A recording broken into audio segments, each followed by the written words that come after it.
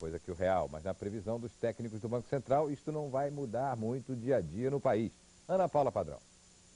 Devagarzinho, assim, sem que ninguém se desse conta, o dólar vai encostando no real. O mercado futuro já trabalha com a paridade, $1 valendo R$1, lá para o fim de maio, começo de junho. E aí, o que vai acontecer? O secretário de Política Econômica, José Roberto Mendonça de Barros, diz que está doido para que o dólar passe logo o real, para que todo mundo veja que não vai mudar coisa alguma. E provavelmente é isso mesmo que vai acontecer. Nada. É que o ritmo da valorização do dólar tem sido muito gradual. A moeda brasileira, de fato, não valoriza mais junto com a inflação, como acontecia antes. Tanto que continua não valendo a pena investir em dólar. Qualquer investimento no mercado financeiro rende muito mais.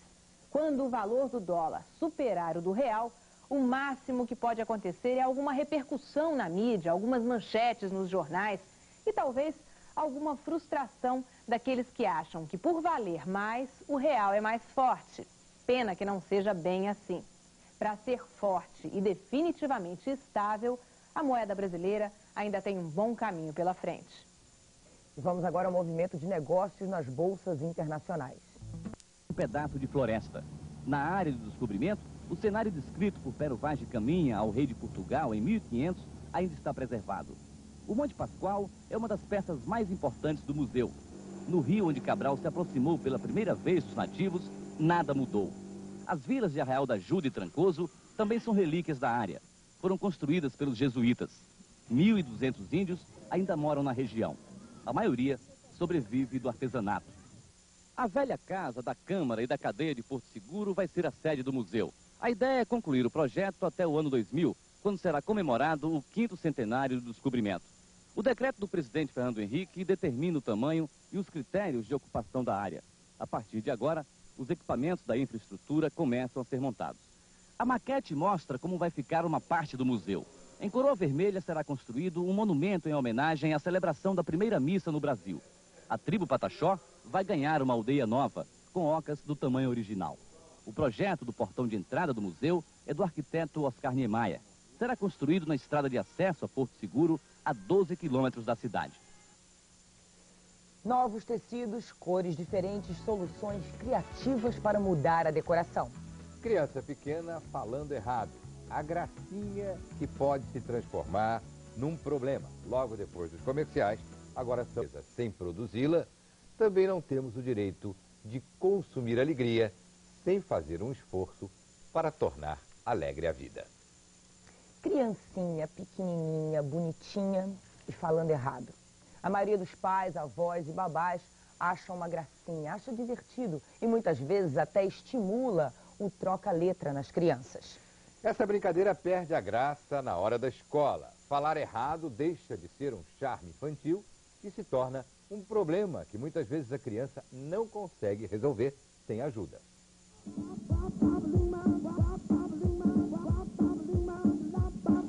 Eles são umas gracinhas. O xodó da vovó, da titia, da Dinda e da mamãe e do papai, é claro.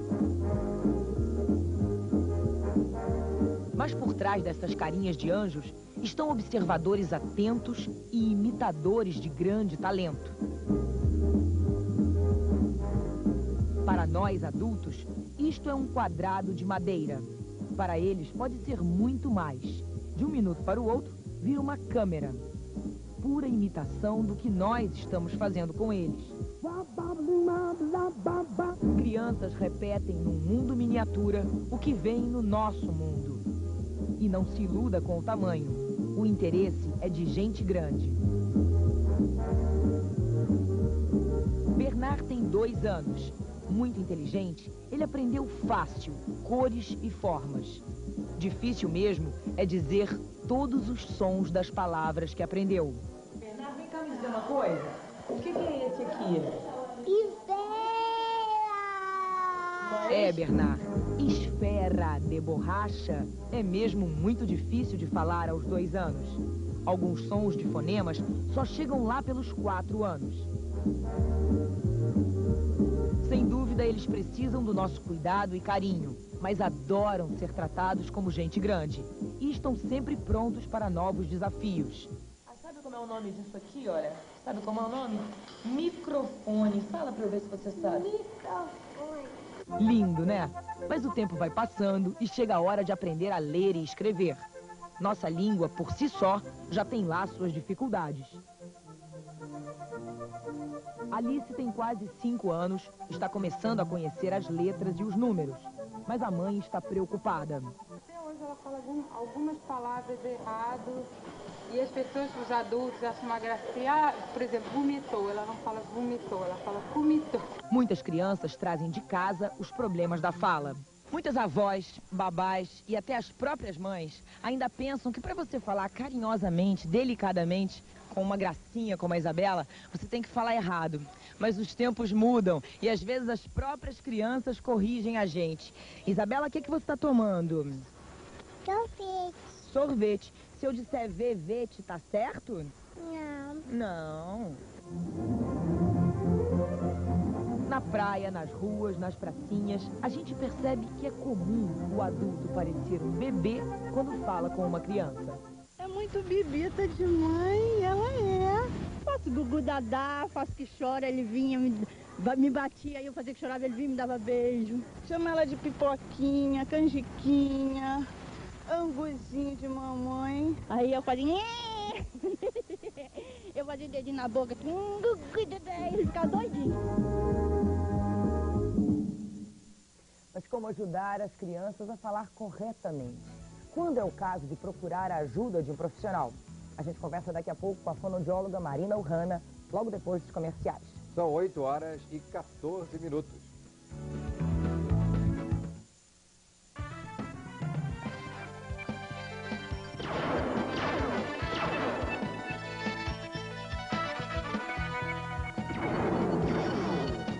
CBN, a rádio que toca notícia 24 horas. Feira da Pechincha da Informática, a hora e o lugar de comprar. De 19 a 28 de abril no Expo Center Norte, das 14 às 22 horas. Sábado e domingo, das 10 às 22. Feira da Pechincha da Informática, o menor preço nos melhores equipamentos, softwares e suprimentos. Pronta entrega. Estava escrito, Marie Claire, 5 anos de sucesso. E como tudo tem seu preço, a Marie Claire inova mais uma vez e traz o preço das roupas e acessórios que mostra. Você também vai ver em Marie Claire a apaixonante reportagem sobre a tradição cigana e um depoimento muito divertido de 8 mulheres sobre a hora mais H do sexo. Chique é ser inteligente. Marie Claire, 5 anos de sucesso.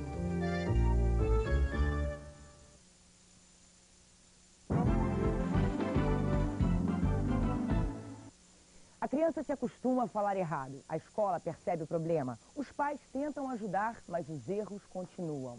Qual é a hora certa de procurar um profissional? Nossa convidada de hoje no Bom Dia Brasil é a fonoaudióloga Marina Urrana.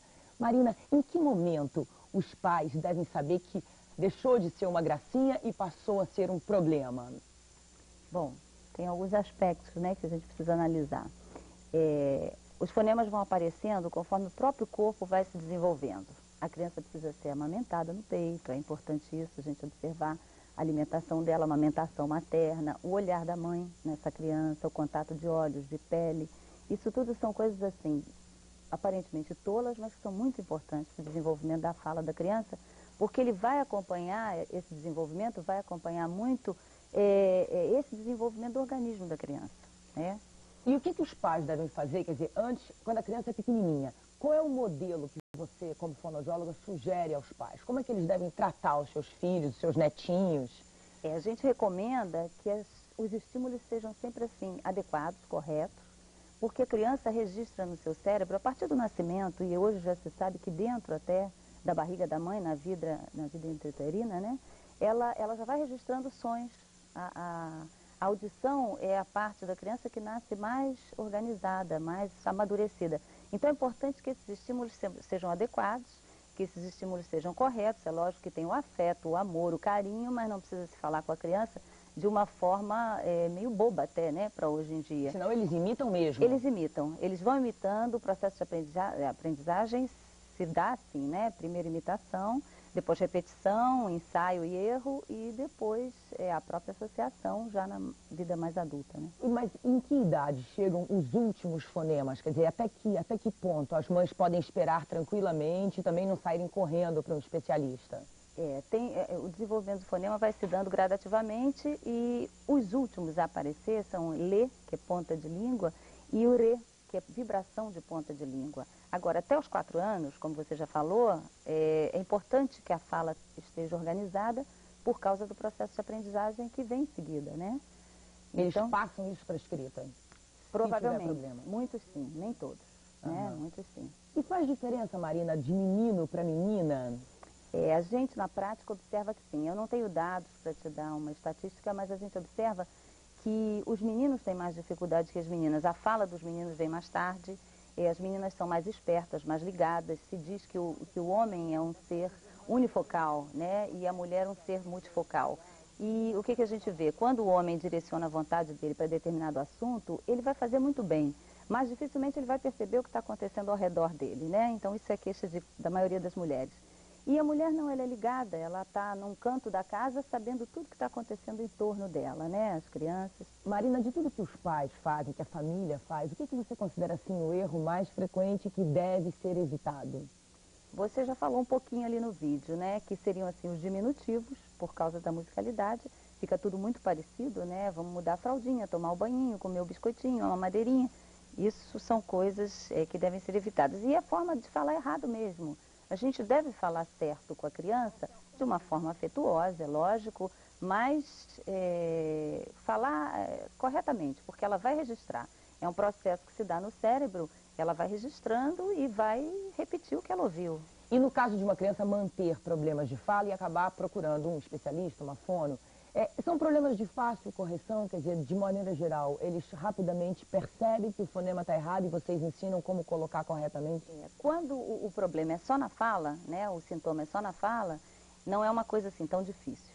Agora, às vezes isso é apenas um sintoma de um quadro mais complicado que vem atrás. Então a gente deve observar deglutição da criança, a criança que projeta a língua, por exemplo, ela projeta por quê? Ela projeta porque a deglutição não foi amadurecida, ela está projetando na deglutição. Então, quer dizer, depois dos 4 anos, o melhor é procurar um especialista. Procurar, né? Dependendo do fonema, é sempre procurar o especialista. Tá bom, muito obrigada pela tua participação aqui no Bom Dia Brasil. Obrigada, bom dia. E o nosso assunto agora é decoração. Redecorar a casa. Quantas vezes faltam as ideias, quantas dúvidas na hora de escolher qual a melhor cor para as paredes, qual o melhor tecido para os sofás, o que fazer no quarto das crianças. Numa exposição em Curitiba, um grupo de arquitetos montou uma casa inteira, um cenário de soluções criativas.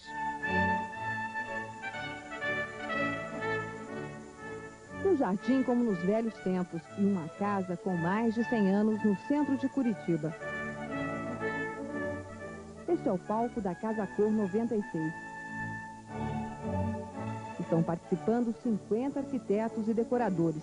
Eles criaram 33 ambientes, grandes soluções para pequenos espaços. A sala de chá acabou ficando num corredor, sem janelas e cheio de portas, mas muito aconchegante. Existe aqui um contexto de uma cabana, alguma coisa que vai se desenvolver num espaço muito pequenininho, um chalé. Neste quarto, a cama vira poltrona. A sacada se transforma num delicioso jardim de inverno. É difícil sair daqui sem sonhar com uma reforma completa da casa.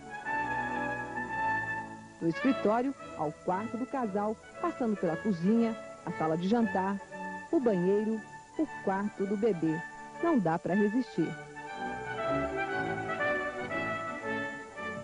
Parece que ela gostou, hein? Gostou. O quarto está muito lindo.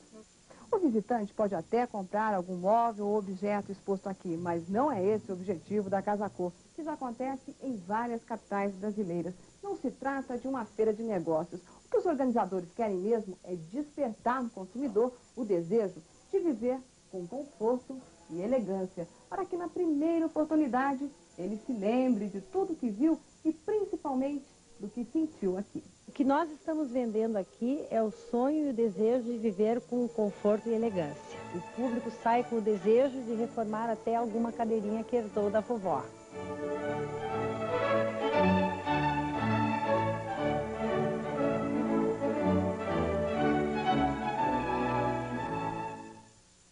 E agora as últimas notícias de hoje. Renato Machado.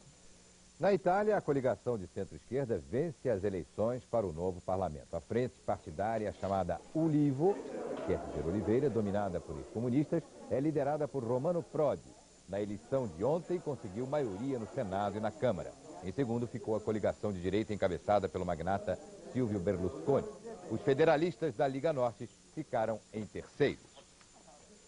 Voltamos ao Oriente Médio para a última notícia. Numa sessão do parlamento israelense, agora há pouco, o primeiro-ministro Shimon Peres disse que se não houver paz no lado israelense da fronteira, não haverá também no lado libanês.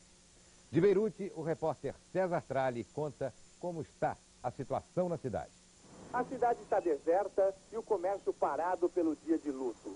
Quem sai às ruas acende velas para lembrar as vítimas dos ataques de Israel. Quase a metade dos 850 mil refugiados do sul veio à capital do Líbano. Na zona de combate, perto da fronteira entre Líbano e Israel, os guerrilheiros do Hezbollah resistem, disparando mais foguetes Katyusha. Do lado israelense, a resposta é a artilharia pesada. César Tralli, de Beirute, no Líbano. Um bom dia para todos. Até mais. Tenham um bom dia.